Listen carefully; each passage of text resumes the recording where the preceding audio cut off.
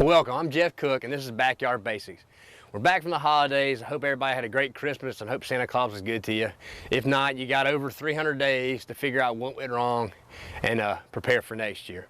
But it's January now and it's getting cooler, and this is the perfect time of year to start talking about and start thinking about and getting out in your yard and doing a little bit of pruning and planting. So this month we're going to talk a little bit about pruning. We're going to focus on some fruit trees, but I'm going to talk a little bit about the basics, some things you need to know before you start pruning. And then we'll go and we'll actually transplant a small oak tree, and I've also got a camellia that we're going to plant. Show you the proper way to plant, because if you start off with a good base, a good foundation, the proper planting of a tree or shrub, then you've got a lot more years that you can enjoy that without having issues and having problems and things down the road. So we're going to move on over to some trees, talk a little bit about some basics about plant tree growth and some things you need to know before you start pruning. Maybe talk about a few pruning tools and actually prune a few fruit trees. And then, like I said, we'll move to some planting. Hopefully this will give you something to do this winter, get you out of the house, keep you from going stir crazy. And maybe you got some new pruning tools for Christmas you can try out. So that's what we're going to do this month on Backyard Basics. All right, to start off with my pruning segment, we're going to talk a little bit about some pruning tools. Everybody, has their favorites, I guess, what they like to use. I've got right here some shears, some pruning shears. This is, used for making small cuts, small stems. You can get a lot of stems in there at one time, so a lot of people like to use these on, say, like your Yopon hollies around the house, just to kind of shape them up, your more formal type hedges. These are some big bypass loppers. These are good for anything up to about an inch, inch and a half. So bigger limbs, when you let that shrub get way out of hand and you got to cut it back. These loppers are real good for that. What I really like to use is these little hand pruners. Got a good sharp blade on them, not too big. I don't really want to have to cut anything that's bigger than what this thing will cut. If I'm doing that, I'd about rather just get out a saw. And if you've ever called me and asked me about pruning, a chainsaw is not a bad thing to use pruning sometimes. When you let something get out of hand, or it's overgrown, or it's in an area where it doesn't fit anymore, using the chainsaw to rejuvenate it is sometimes a good idea. We'll flash some pictures up here of actual Yopon hollies in front of my house that were pruned severely with a chainsaw last winter, and then the after pictures of what they did this year turned into really good looking shrubs. And a lot of our plants that we plant around our house can handle that rejuvenation type pruning. Some things can't. If you got boxwoods that are out of hand, if you do that to them, that's the end of your boxwoods. You just have stumps. But these are your tools, your basic tools. And now we're going to touch on some basic principles, some pruning principles, some things to think about before you prune. I tell everybody, just because it's time to prune doesn't mean you need to prune. Always prune with a purpose. Don't prune something just because your neighbor's doing it. If it's out of control, if it needs to be reshaped, if there's just something about it that needs to be fixed, or you want it a different size, that's when you should prune, okay? So always have a purpose. Don't prune just to prune. Secondly, you need to know the basics of plant growth and what happens when plants grow. Plants have a growing point and they grow in different ways. This it's a privet hedge from out of the woods, but you can get the picture. You can get the picture on this. These leaves and these buds are growing opposite. They're on either side of the stem. When you cut any stem, the new growth is going to occur within that first 6 inches behind that cut. So if you cut this stem, what you're going to have is you're going to have two stems grow out like this. So you're going to have a fork. All right. On this, which is an oak tree, these are alternate, where they alternate. You got one here, you got one here, you got one here, you got one here. They're alternate. So what you're going to have is you're going to have one real long one come here after you cut. You'll have a long shoot, then a little bit shorter shoot, and then a little bit shorter shoot. So it'll be kind of like that. So that'll give you an idea of how the shrub or the tree is going to look after you prune, because that's a very important thing to know. Once you've pruned, next spring they're going to start growing. Give you an idea of what it's going to look like afterwards. Another thing to consider is the arrangement of this bud. If you have a limb that's like this, or if you want to prune a plant to make it more upright, and you've got this limb like this, you have this bud here, you have a bud here, you would probably want to cut at this bud right here. You cut it here, you've got this bud right here, and it's wanting to grow this way. So it's going to grow upright. If you want this thing to grow more outward, spread out, more branching, then you might cut it right here with this bud facing this way. You cut it here, that's gonna grow this way. Some of the other ones gonna grow too, but you can always come back here and cut these off. Another really important thing to know about a tree and shrub and how they work is during the spring and summer, they put on leaves. The leaves put energy back into this tree, back into the trunk, back into the buds. So this tree, say any tree, say it's got 100 buds on it right now. If you come in there and all the energy that's in that tree is stored up to feed those 100 buds in the spring when it comes out. If you go in there and do some severe pruning and say cut half those buds off, you've got same amount of energy to push half the number of buds out. So you're gonna have a lot of rapid growth in the spring to think about and probably to control too. So it's not always great, you don't always wanna do a bunch of really heavy pruning, because usually what you end up with is heavy growth. So if you can do yearly, small pruning on a yearly basis, it's a lot better. But if you do have to do anything to rejuvenate a tree or a shrub, now's the time to do it when it's completely dormant. There's no chance of that bush or that tree trying to put out new growth after you cut. Because anytime you cut a tree and it's not dormant, or it's close to not dormant or semi-dormant, it's going to have the tendency to want to try and grow. If you prune late fall, early winter, before it's really gotten cold and we've had some good frost, there's a good chance these buds are going to kind of will break, a shoot will come out, and then we get a cold snap, and all that energy that went into putting that out there is gone, and that plant can't get it back till the next year. Now I'm gonna walk around and we're gonna look at some different some trees. We got some plum trees that are kind of overgrown, and a couple pear trees. I'm gonna kind of just show you what I would do if they were mine. I won't cut them all down like I think you should, because the homeowner here might not let me come back out and film a show at his house. But I'm gonna show you this. This is a good example too of what you would find usually in a home orchard. So I'm gonna start over here with this plum tree, and then we'll go move on over to the pear, and I'll show you kind of what I would be doing if they were my fruit trees. Okay. All right. This is a good example of what a lot of people's fruit trees look like in a home orchard. Usually have way too many stems. And just some basics on fruit trees. You really don't want to have all these stems in the middle. With the fruit and the leaves, when they come out, when the fruit's on there, you want to have this tree opened up some. You want to have some of this that's going to shade out the fruit. You want to have it out of the way so the sun can get to it, help with ripening. You also want that tree to be opened up wide so the airflow can get through it and that plant can dry out. If you have this bushy of a tree, you'll have a lot of leaves, a lot of moisture can get held in there. And y'all know in Georgia we have problems with diseases on trees, and that just adds to the disease problems. Plus you've got a lot more leaf coverage, a lot less weight, it's a lot harder to get any insecticides in there. If you're trying to kill bugs or diseases on that tree, it's harder to get to the middle part of that tree. So I'm not gonna prune this like I would if it was mine at home. I have one pruned behind us, and I'm gonna show you what I would do. Most of the time when you first plant a tree, a fruit tree, most of the time when you get them from nurseries, a lot of times they're overgrown anyway. So it's good, if you ride by Jeff's orchards that he sets out, they put a tree in the ground and they cut it off about 24 inches off above the ground. They just have a stick. Let it start growing out from there and shaping from there. But if this were my tree, and I'm not gonna do it because I have not asked the homeowner, the first thing I would do is I would take these 3 lower branches off. I don't know if you can tell, but I kind of pulled the grass around from the base. That's another thing I would do too, is I would never let grass grow around my trees, because grass is the biggest enemy to a tree, especially a young fruit tree. That grass competes for water, nutrients, and all that. So I'd pull all this grass away and keep it killed with Roundup or another herbicide. But I would probably remove this and this limb just to have it up above the ground, the soil level. And so if I was gonna spray a herbicide, I didn't have to worry about hitting these limbs with any kind of herbicide.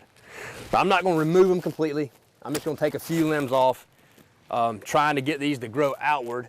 So I'm leaving these outward growing limbs, and I'm not gonna leave too many limbs, because if I do, if that gets a few fruit on it, that little wimpy limb, it'll bend over to the ground.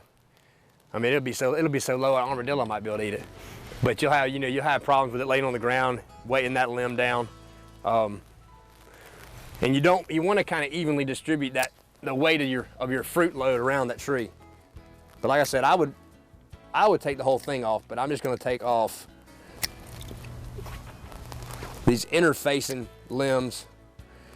You really don't, like I said, you don't want anything growing back into the tree.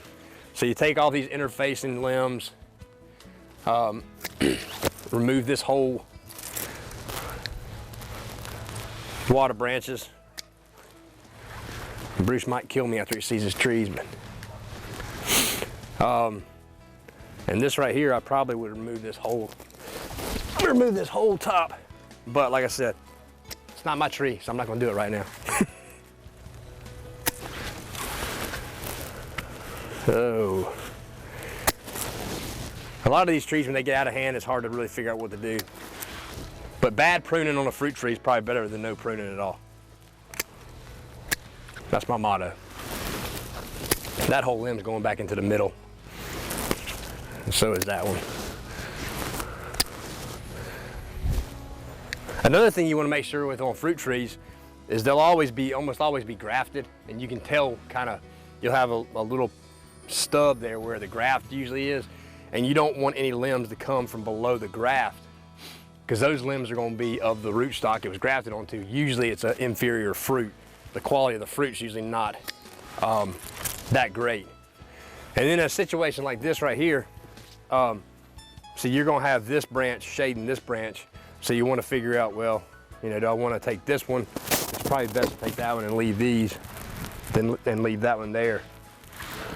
Once again, take those out of the middle, and probably even just take the top of that off.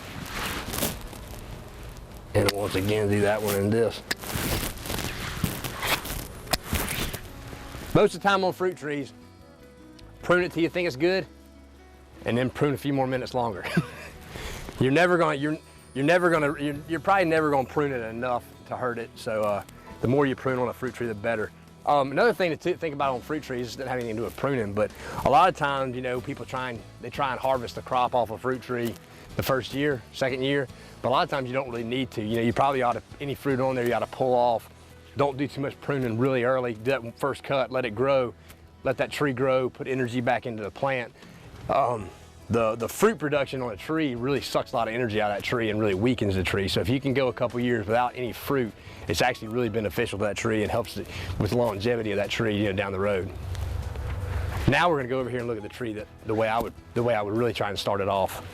This is probably how I'd really start off a peach tree or a plum tree or anything like that. You know, you could even take this, and this off. But you know, cut it about 18, 24 inches above the ground.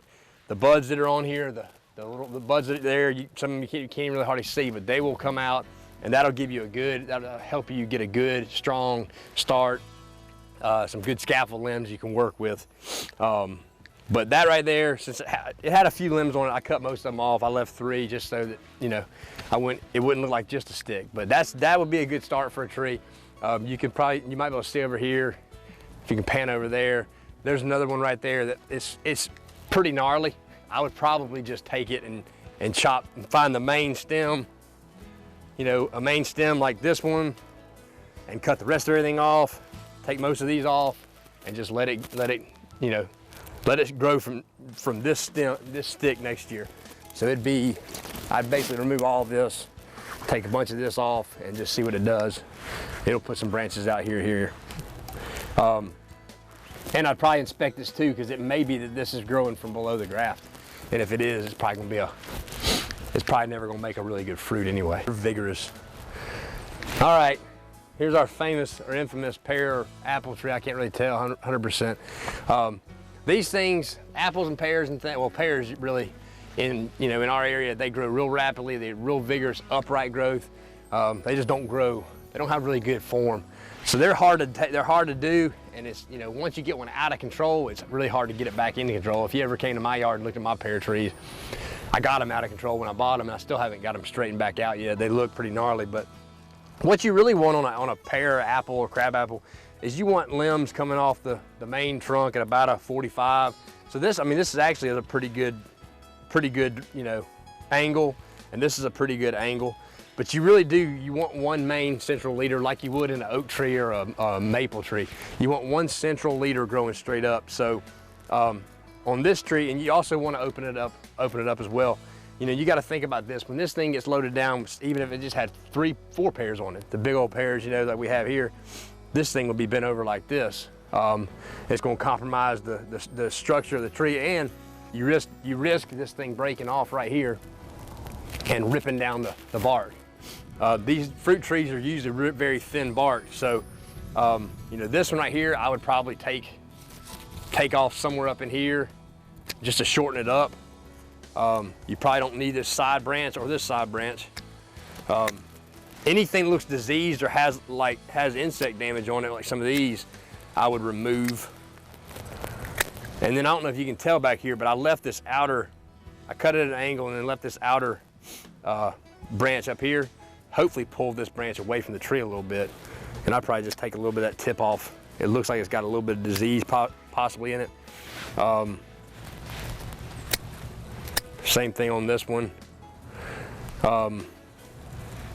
This one could be either way. You could cut it off here, you could cut this off. I'm gonna cut that off and let that pull that way. Remove this. It looks pretty diseased. This would be the one that, the 2 cuts I get yelled at for by other folk.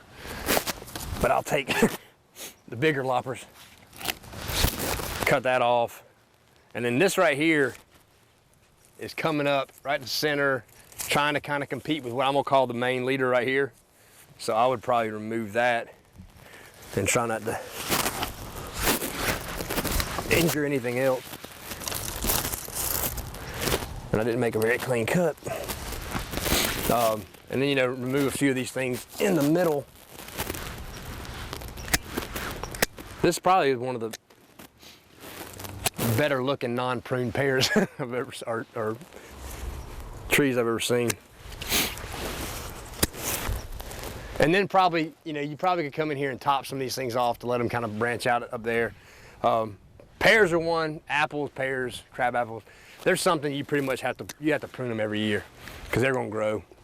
That kind of gives you some sort of idea, and it'd be good if you could get in here with something sharper and kind of fix that up. And really, honestly, probably remove that because that all right there is on this one angle, and that could be a good bit of weight pulling down on that branch right there. So I'll probably do that right now. Cut that, and you're gonna be fine. You'll be like, well, this will grow fine. Probably have to take something like this off next year, or take this off, or probably this. Cut these back. Another thing with pears and apples and things too, any tree, is to keep it where it's manageable and it's something you can pick. I mean, some of these pear trees you see got fruit 20 feet up. I don't want to be climbing a ladder just to pick some pears to go can or give to my neighbors. So, you know, think about that too when you're pruning your fruit trees. All right, now we're gonna go to I know I've talked about it before in shows, but we're gonna go to one of my favorite things to talk to people about because I think a lot of folks do it wrong, and we're gonna talk about planting shrubs, trees and shrubs. Start off with a transplanted tree that we dug up out of the woods, and then we'll get a potted camellia that we're gonna plant.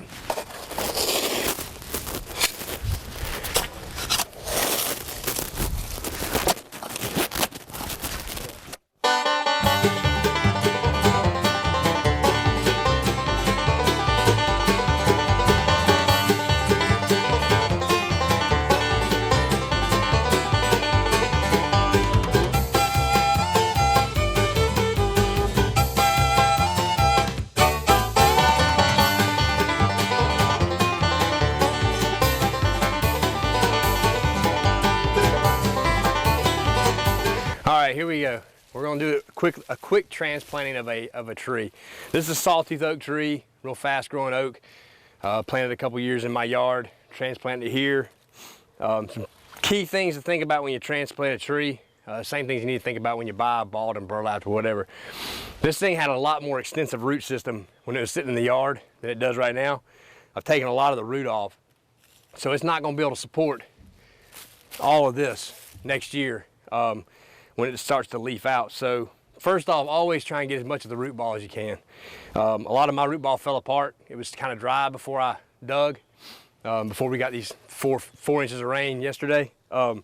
But it's really good, a good idea to water. If you're gonna dig a tree or shrub up, water it first for a few hours. Let that root right there around the base get really good and moist. That'll help the root ball stay together.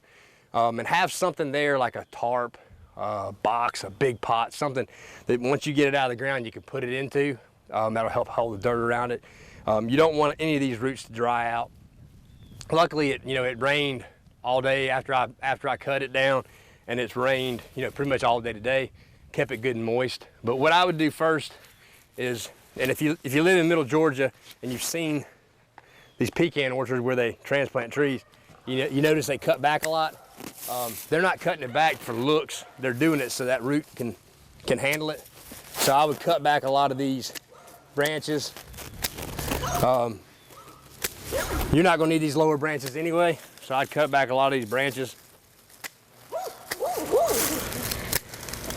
Just leave a few there. You got a lot more for that root system to have to deal with when it does try and start to green up next year. That's probably about what I'd leave. And then you want to make sure your hole's big enough, which I thought I dug my hole big enough, but it's going to take me a little bit longer to get a little bit wider. Not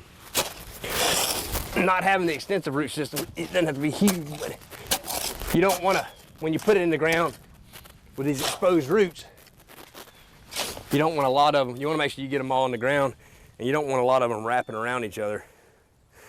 That should be good. And what I would recommend, but I'm not going to do it today because I got a tiller in the back of the truck, but it's so wet we're not going to till.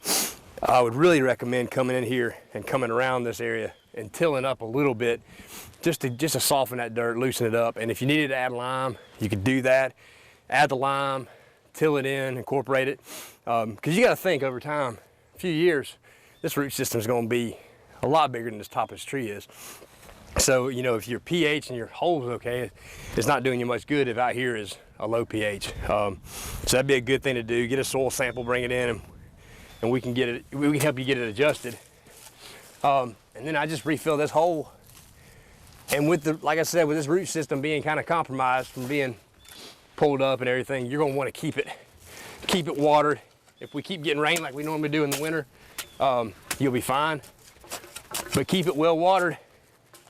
And then next year, once again, keep it watered as good as you can, and it ought to survive and give you a jump start on acorn production right here by this feeder.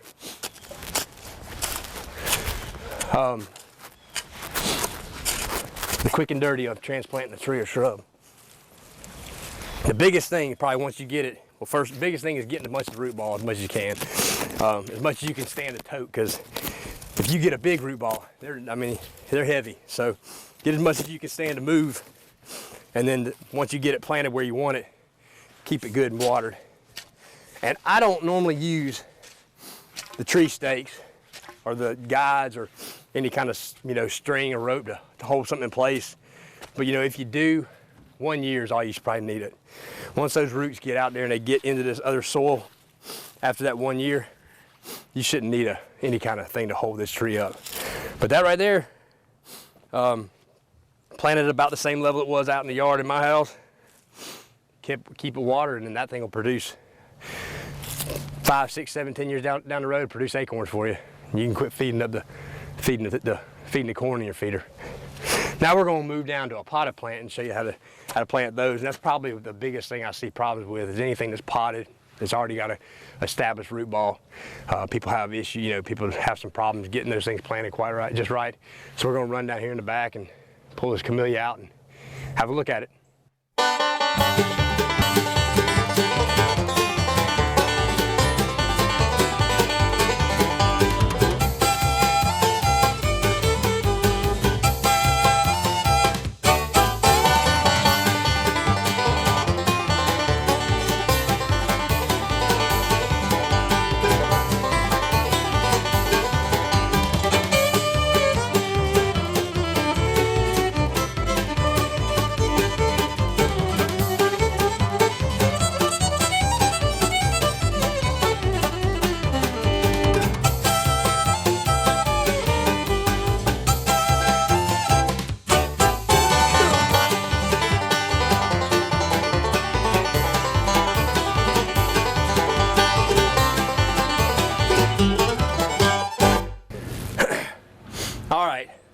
first thing we're gonna do on this month's show is we're gonna plant a potted plant. I've got this Sasanqua Camellia from Sweetwater Creek Nursery up in Knoxville, Georgia. Doug Piles was nice enough to donate one to me. And I'm gonna plant it here in this, on this hillside to block the pool pump. But the biggest things on preparing your site, first off, like I tell you all the time, get a soil sample, make sure your pH is like you need it. You know, if you need to raise it or lower it, you can do that before you plant. Because once this thing's in the ground and the roots are out here, there's not a lot you can do to the soil to really change that pH and a lot of the fertility. So go ahead and do that early, have it ready, you know, well ahead of planting. Next thing, the biggest thing is to work on your planting hole. And this is not picture perfect, as you can see in the diagram, but this is the basics of what you need to do. First off, you need to do is try and dig your hole at least 2 times, possibly 3 times bigger than your actual pot. This is a 15-gallon pot, so you need a pretty good sized hole. I might have made this 2 times as big as the pot. I probably didn't go 3. And like I said, another thing you want to do too is amend the soil around it. So one thing you don't want to do is you don't want to put any fertilizer into that hole with the plant. Fertilizers or salts. I don't know if you've ever spilled a bunch of fertilizer in your grass or spilled some around like a newly planted tomato plant.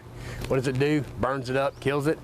If you put a bunch of fertilizer in this hole, as these roots get out of this root ball and start growing, every time they hit some of those hot pockets of fertilizer, it burns that root, so it's not going to grow anywhere. So don't put anything back in the hole, put your native soil back in the hole, and if you need to lime it, you can lime it.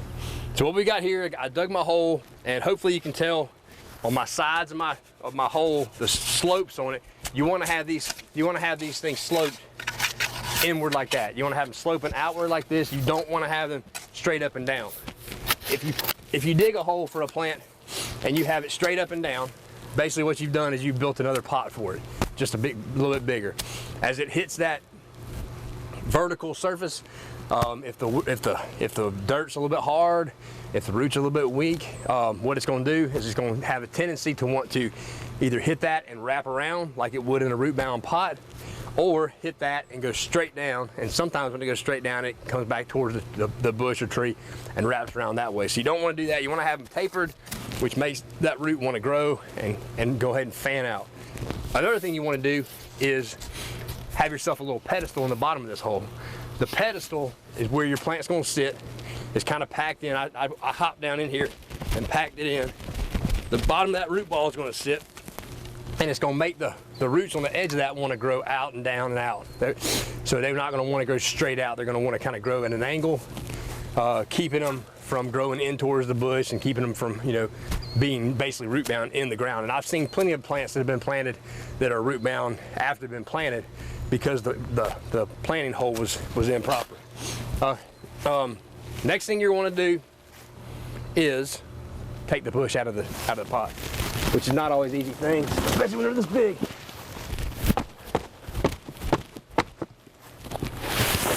And anybody will tell you that's planting this stuff with me, they think I'm a little rough on things. You want to break that root ball up pretty good.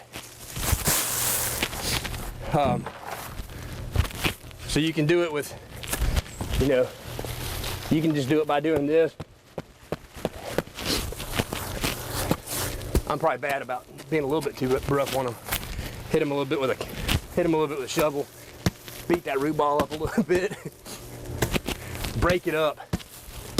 Make those roots want to get out of this spiral they're in. Nothing good comes out of roots growing all wrapped around each other. And if you can get some of this planting material, cotton material out, it opens up some space for your native soil to get in there. All right, so we'll throw it in the hole and then get to the part where I think a lot of people make the biggest mistake. All right, so we got it sitting on our pedestal. Now what I always try and do is look at the grade of the soil and the lay of the land and everything. And I want to have the top of my root ball, I like to have it 2 inches above the soil line. I talked to Derek Catlett over at Middle Georgia State College. He's the arborist over there. He doesn't plant anything lower than, so he said 4 to 5 inches. So he plants all of his root balls this far out of the ground. He mounds the dirt up to it, so he's got the root ball covered, but it's not below the soil line. What happens with plants planted below the soil line, roots below the soil line, or a year like this last summer when it gets as wet as it does, those roots stay saturated, stay soaked, and a lot of times you've got bark up under the ground. Bark does not do well underground. It's not made for underground. The root material is made for underground, so it can handle it. So, and roots grow down a lot better than they grow up. So always, you know, make sure that bush or tree, the root ball is a little bit above. A lot of times too, especially if you don't pack the bottom of your hole, a lot of times that planting hole is going to settle. And you can pretty much count on that, especially if you plant in dry dirt and we get some rain.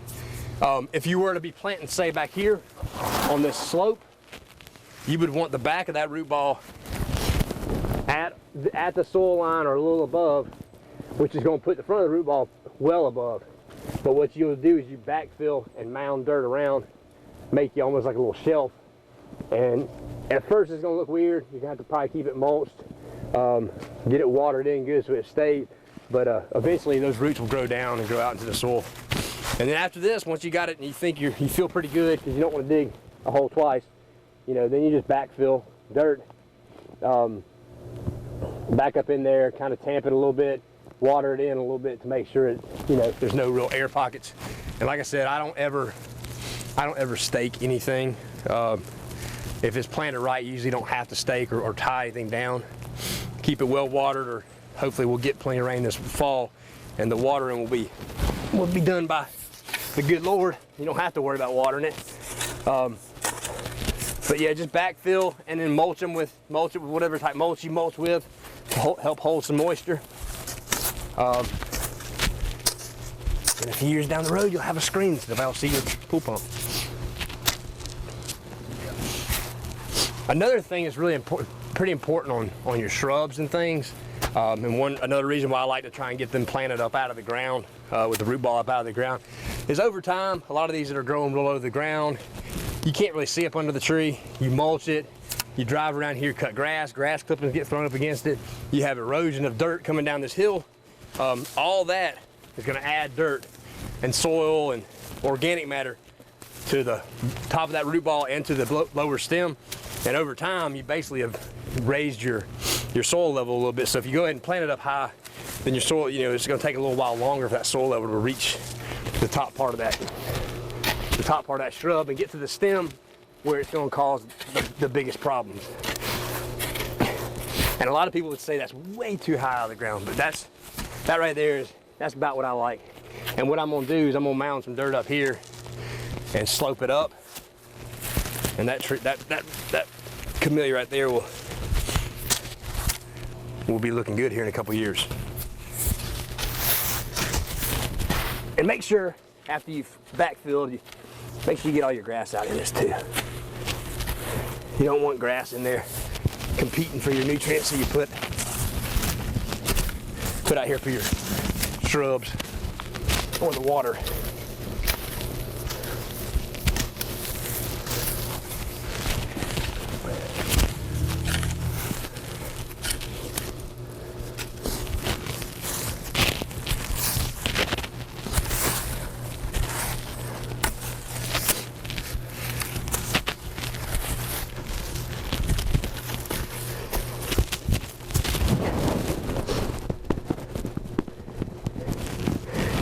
And there you go. It's planted. Now all we got left to do is water it in. Let this dirt kind of settle. And sometimes when you plant this high above the ground, you might also have to bring some extra dirt in because you are raising it up. But it usually doesn't take too terribly much more. And that's it.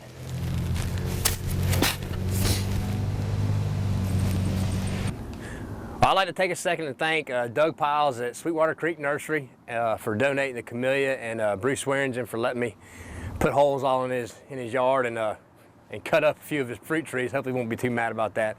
Maybe it'll work out like it's supposed to next year. And hope this information has helped you out, giving you some ideas of how to better do what you probably were already planning on doing this winter. And hopefully you'll come back and join us next month on Backyard Basics, where we're filmed live in your backyard.